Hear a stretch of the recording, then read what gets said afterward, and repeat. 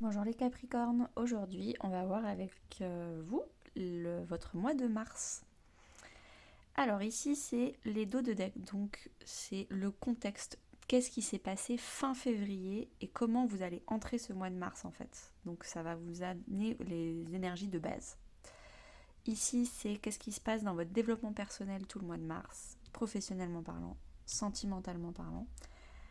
Un message de votre enfant intérieur et 4 semaines pour les 4 semaines de Mars. Les énergies qui vont vous porter semaine par semaine. On commence par le contexte, les dos de deck. Donc, vous finissez février avec de très belles cartes. Ah oui, non, pause. J'adore votre tirage. Je tenais à vous le dire parce que j'ai fait 9 signes avant vous. Et sur les 9 signes, c'était tout le temps les mêmes cartes, plus ou moins. Genre, j'ai l'impression que tous ceux d'avant, et franchement, il faudrait qu'ils regardent tous les tirages parce qu'il y a un peu des messages un peu partout pour eux. Vous, c'est vraiment un nouveau tirage, des nouvelles énergies. Franchement, c'est beau. C'est magnifique à voir. Et la preuve, c'est que vous sortez de février avec la roue de la fortune. Nouveau cycle de 10 ans. Vous êtes, c'est bon, vous êtes dans le futur. Vous n'êtes plus dans le passé, vous n'êtes plus dans le présent. Vous avez compris des choses, on passe à autre chose. Vous êtes plein de créativité, vous avez compris vos compétences. Vous n'avez pas de syndrome de l'imposteur, vous vous êtes reconnu et vous accueillez, vous avez les bras ouverts. Regardez-moi ça, vous avez les bras ouverts, vous accueillez la nouveauté, vous êtes trop content. D'ailleurs, votre enfant intérieur vous dit accueillir l'inconnu, mais vous êtes prêt à accueillir l'inconnu en fait. Donc ça, c'est juste un message de confirmation de votre enfant intérieur à vous-même. Mais vous le savez, en fait, là, je ne suis pas en train de vous dire un truc nouveau. Vous accueillez l'inconnu. Vous avez hâte d'accueillir cet inconnu. On commence. Sur le développement personnel, vous avez la maladie physique et l'environnement extérieur nocif. Vous avez des gens autour de vous qui sont fatigants, qui sont drainants, des vampires énergétiques, des gens qui se plaignent tout le temps. Quand ils vous appellent, c'est toujours pour demander de l'aide ou pour il va falloir couper ça en fait. Ou alors c'est des gens, ils font pas quelque chose de spécifique, ils sont pas forcément négatifs ou mauvais, hein. C'est juste qu'avec vous, c'est pas compatible, ce n'est plus compatible. Il faut s'arrêter. C'est peut-être des personnes qui sont Capricorne, et vous, vous n'êtes pas Capricorne, vous regardez pour quelqu'un d'autre.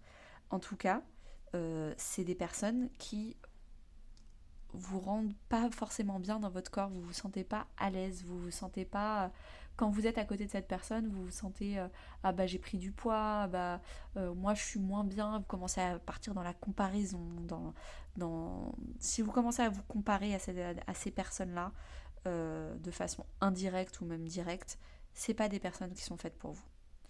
Peut-être qu'elle l'était dans le passé, c'est peut-être de très belles personnes en soi, mais vous n'êtes plus compatibles, vous n'êtes plus sur la même longueur d'onde. Professionnellement parlant, vous avez la protection et le communicant. Peut-être que vous parlez peu ou pas assez dans votre vie professionnelle, il va falloir communiquer, il va falloir parler, il va falloir exprimer vos besoins, exprimer vos idées. Vos idées sont protégées. Vous avez des très belles idées, vous avez des très belles choses à offrir au monde. Il ne faut pas avoir honte. Il ne faut pas vous dire qu'en fait ce que vous pensez c'est nul ou ce ne sera pas apprécié à sa juste valeur. Il faut se battre pour ses idées, il faut se battre pour sa communication et travailler sa communication. Peut-être que le fond est bon, mais il va falloir travailler la forme, ou alors la forme est bonne, mais il va falloir travailler le fond. En tout cas, il va falloir un peu plus s'ouvrir et un peu moins se protéger. Sentimentalement parlant, vous avez rencontre par le travail et libre arbitre. Moi, je le vois vraiment en mode, vous avez deux choix. Ou vous avez une relation sentimentale qui va vous faire travailler sur vous, qui va vous faire... Ça va être moins facile, mais au bout, ce sera plus gratifiant et beaucoup plus beau, beaucoup plus solide. Ou alors, vous avez un autre choix, ou de rester célibataire, ou alors d'être avec une personne qui ne fait pas travailler sur soi, donc une relation, on va dire, légère. Je les mets toutes les deux dans ce cas-là, parce qu'en fait, le choix, c'est d'être avec quelqu'un qui fait travailler ou de ne pas travailler, en fait, de ne pas travailler sur soi et de rester dans la facilité. Donc, finalement, on veuille rester célibataire pour ne pas avoir en face de nous quelqu'un qui nous fasse travailler, ou être en couple mais avec quelqu'un qui soit très léger, ça se trouve même pas ne pas appeler ça un couple en fait, vous avez le choix. travail sur vous ou facilité. Ça va être tout le choix de votre mois de mars. Alors, première semaine de mars pour vous, vous avez la Terre et le 2 de Pentacle. Bon, c'est très concret, c'est très matériel. Vous travaillez peut-être votre notion de finance, concrètement ce que vous faites au quotidien, vous travaillez, vous êtes dans une routine, vous équilibrez votre routine. En tout cas, vous n'êtes pas trop dans la spiritualité pour cette première semaine, vous êtes très matériel, on va dire. Vous faites des choses de vos deux mains, il se passe des choses concrètement dans votre vie en fait. Vous équilibrez, vous rangez votre chambre, votre appartement, vous équilibrez des choses.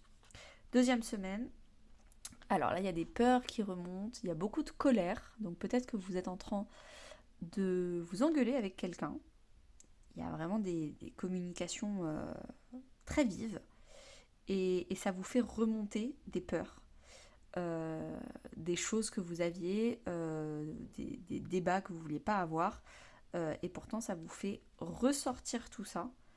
Alors, si quand vous parlez à quelqu'un, tout d'un coup il y a de la colère ou de la tristesse ou de la culpabilité, en fait des émotions qui sont négatives, ça veut dire qu'il y a des choses qu'il faut régler. Et c'est pas forcément la faute de la personne en face. Ça peut aussi être cette situation a fait ressurgir de la boue pour pouvoir la nettoyer. Troisième semaine de mars, vous avez la lune et l'air. Vous allez avoir des communications très très très deep, très intenses, très émotionnellement chamboulantes. Vous allez vraiment être dans l'authenticité, le cœur. Vous n'allez pas parler de la pluie et du beau temps. Vous allez vraiment commencer à comprendre que une communication authentique et honnête est importante pour débloquer cette troisième semaine. Ça peut être aussi avec de l'intuition, de la créativité. Peut-être que vous allez faire de l'écriture intuitive. Peut-être que vous allez parler à un coach holistique, intuitif. En tout cas, vous allez aller à la rencontre de vos émotions les plus profondes. Dans la nuit, dans la nuit noire, vous allez plonger dans votre émotionnel. Dernière semaine, les Capricornes. Oh, magnifique dernière semaine. Vous avez le nœud nord et le 9 de Pentacle. Donc, les Capricornes, vous allez trouver votre mission de vie, celle pour laquelle vous êtes autonome, vous êtes heureux, indépendant, émotionnellement mais aussi matériellement parlant. Vous allez peut-être même commencer à gagner de l'argent grâce à votre nœud nord. Typiquement, vous voulez être guide spirituel, jusque-là vous le faites mais ça ne gagne pas d'argent. Là vous allez vraiment commencer à gagner de l'argent, à être autonome financièrement grâce à cette vocation que vous avez qui ne vous permettait pas avant de gagner de l'argent.